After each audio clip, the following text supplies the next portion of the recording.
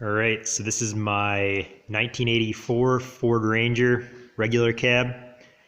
It was originally a 2.9 liter V6.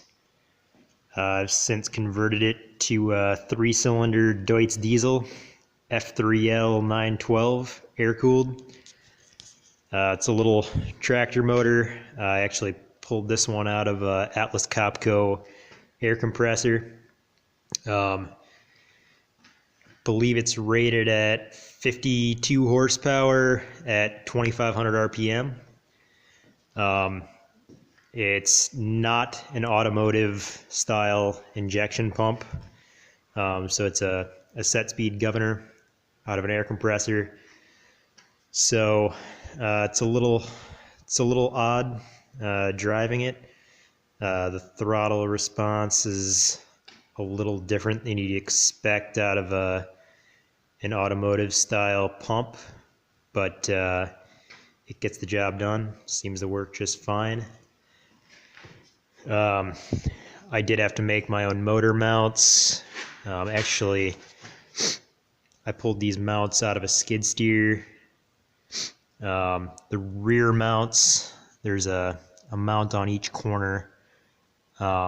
So the rear mounts I made from scratch out of some C-channel, and then the front two mounts are welded to a piece of 1/4-inch plate that forms sort of a cross member across the front of the motor, and then bolts down to each frame rail through some big rubber isolators. The alternator is also out of a skid steer. I think it's a 12 amp or something like that. This truck gets about 45 miles a gallon. It's the main reason I did this swap, just for the fuel economy. Yeah, flex pipe exhaust, electric vacuum pump out of an F350. It creates enough suction to power the brakes, but it takes a while to build up. So if you let it run for about 30 seconds at a time, you'll get enough vacuum built up to get 3 or 4 good pumps out of the brake pedal.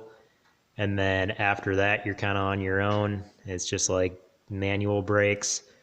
But as long as you're not constantly pumping the pedal, it seems to work just fine. Just a glass pack muffler. The exhaust was on the truck when I bought it, so I left that as is. This truck has a 5-speed transmission out of an Iveco box truck. The trans is made by Fiat. So the trans was originally bolted up to a 5-cylinder Deutz out of, I believe it was an 81 Iveco box truck. It's SA3 bolt pattern, so that trans will bolt up to any of the Deutz 912s or 913s. So that was a direct fit. The clutch pressure plate, I bought a rebuilt unit out of a Farmall tractor, and the clutch disc is out of an old Fordson diesel tractor. So it's kind of a weird conglomeration of parts, but it gets the job done.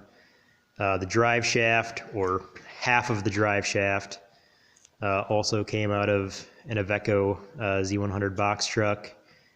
I split that drive shaft in half and then welded it to the original Ford Ranger drive shaft in the rear. So it's a combination of 2 drive shafts welded together with a slip yoke at the center. So that's about it. I'll fire it up. It's about 45, 50 degrees in the shop today, so it should fire up no problem.